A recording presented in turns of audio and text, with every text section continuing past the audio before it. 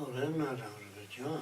We list everything that needs to be done, like we don't know really about high blood pressure, heart disease, cancer. There's no real cure. They can use radiation and give you another 5 years of life, pain and all that.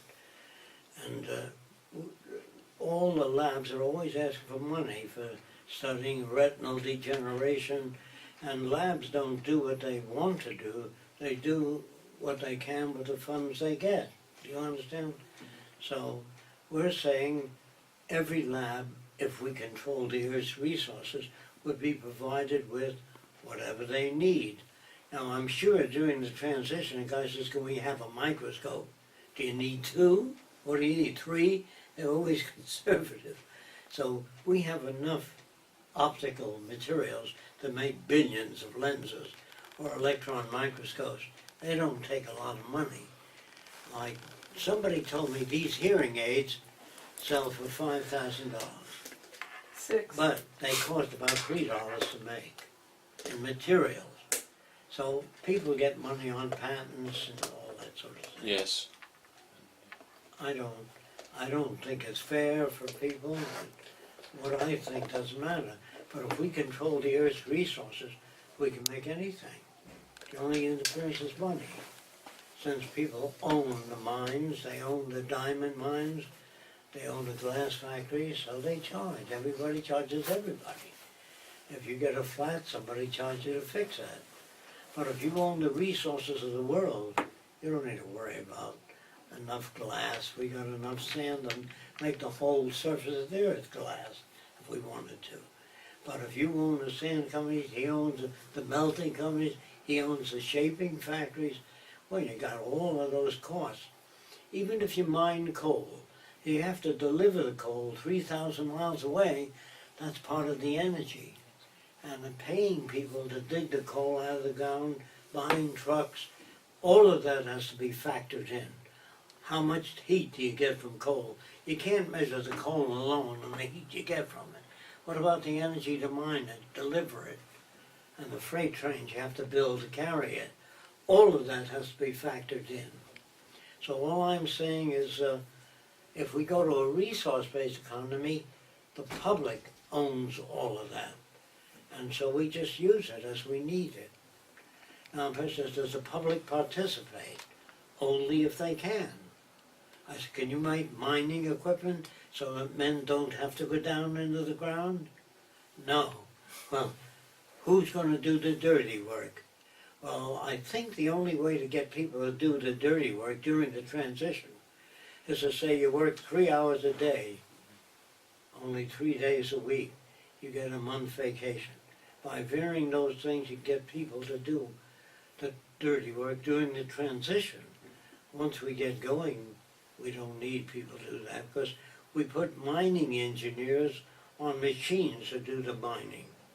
And so you don't have to worry about cave-ins and gas leaks and explosions. I don't want people down under the ground anyway. You know what I mean? But transitionally, somebody has to do the dirty work. So you vary the incentives. If you work in a coal mine, maybe 2 hours a day.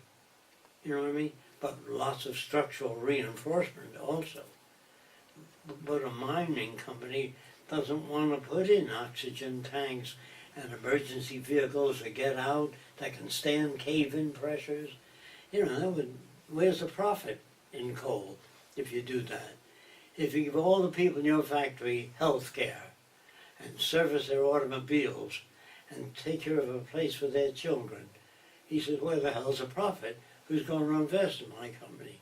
You know, the profit margin has to go up for people who invest. And people don't invest because they're Christians. They invest for profit, returns on investment. Otherwise they wouldn't invest. If I'm wrong, let me know where I'm wrong. I don't see people working for the goodness of their heart, except Doctors Without Borders. You know what that is? There are people that do that. I respect them. I deeply admire them. But they're you can only count them There are not millions that Well, do there are that. millions that volunteer for different things. Oh, different different charities. things, They really yes. are. Yes. And they say, what incentive will people have if you take away the money system? Well, why did Martin Luther King march into the South? He believed in what he was doing. Nobody put 40,000 in his bank account. And the same with Gandhi. He worked for nothing. So did Jesus. So did Lindbergh's father.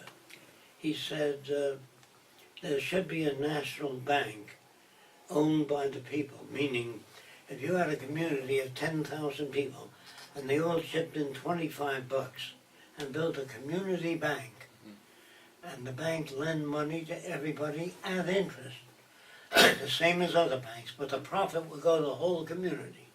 That's much better than a private bank. The biggest buildings in town are owned by the banks. That means you pay for those buildings by putting your money in those banks. Do you understand what I mean? So if everybody in the community, say 10,000 people, chipped in $10 apiece, they can have community farms, community restaurants, and all the profits goes to everybody in the community. I like that better than what we've got. Could you talk a little bit about those little hubs of people working, like, what would you call, like, things like Transition Town? And I mean, do you see this as a slow progression towards...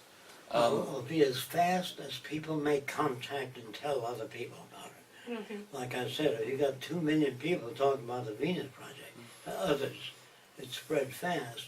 If they do nothing, it'll take longer and more human suffering. I have no control of that. Depends on what people do. And if they got a better idea for the city, let's hear about it. Jack, I don't know if you heard that, or Jason was asking about, do you think that there are stepping stones to the Venus Project? Like, you'd have to describe what Transition Towns is about, like Transition Towns or people in different towns making No. gardens, or... If you do that, you're going to have people wanting to get into those first towns. And what are you going to do? You can get in, you can get in, only if they're technical can increase agricultural yield. If we have a problem in agriculture, if the volunteers want to do the physical work, that's all right, but the agronomists will tell them what has to be done. They're not dictators.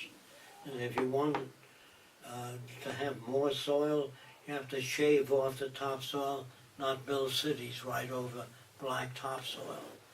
I told you, it takes 1,000 years to make 1 inch of topsoil for nature. So we better shave it off and put it in banks, soil banks, where you store it.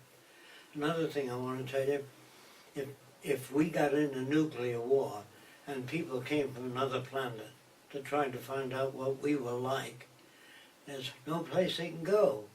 The only banks with thick vaults have money in them. They don't have the history of medicine, the history of engineering, the early history of writing and communication. There's no source for knowing what we were like. And banks are the only people that have certificates of debt behind vaults. And all they'll find out is nothing. And you have to tell that to people. You have to tell them the greatest things we have is people that can restore the soil or build air.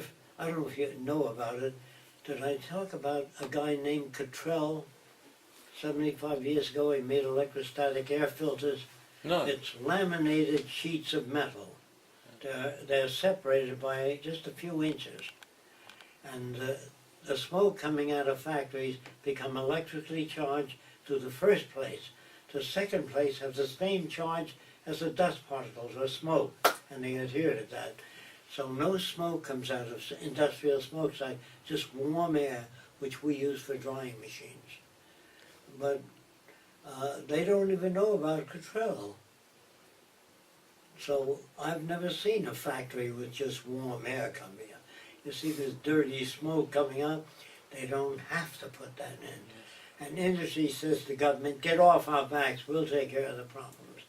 The government, meaning people say, we want your smokestacks to have Cottrell precipitators. It doesn't cost that much. It costs about $300 for each smokestack.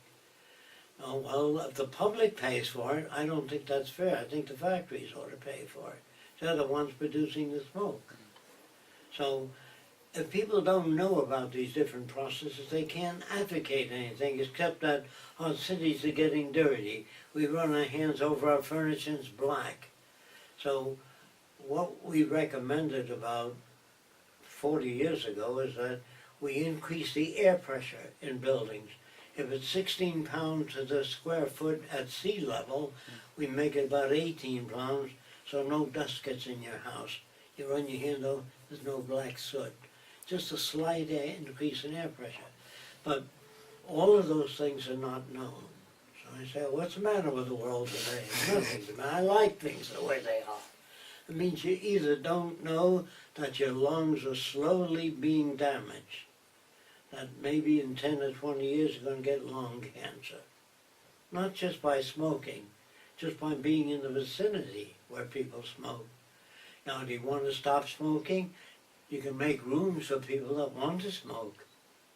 I don't believe in stopping people from doing anything, but that they should know the consequences. Give them a chance, but don't say no to tobacco or say no to drugs. Reagan's wife said that, say no to drugs. Well, nobody's going to say no to drugs. If you can make $1,000 a week selling drugs, he might have a slight conscience. But somebody says, look, nobody gives a shit about you. Why should you care about them? He says, it's true. So he goes out and he sells drugs. Very, very few people have a conscience.